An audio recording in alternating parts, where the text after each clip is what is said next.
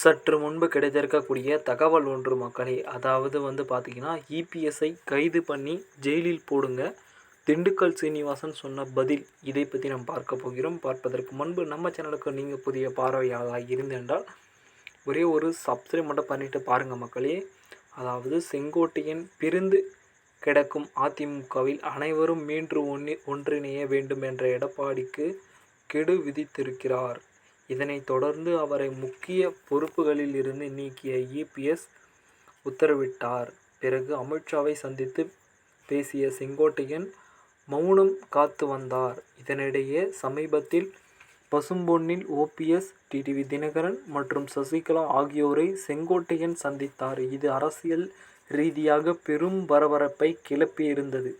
இந்த நிலையில் நேற்று கட்சியிலிருந்து மொத்தமாக செங்கோட்டையன் நீக்கி இபிஎஸ் உத்தரவிட்டார்.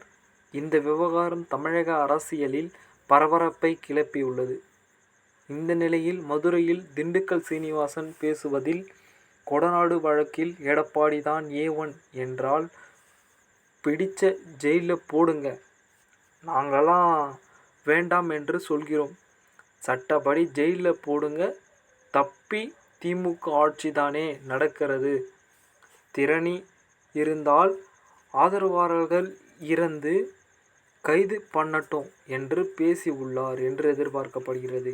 அதாவது என்ன சொல்ல வராங்க அப்படின்னு பார்த்தீங்கன்னா, இதில் முழுக்க அதிமுகவின் எடப்பாடி பழனிசாமி தான் காரணம்.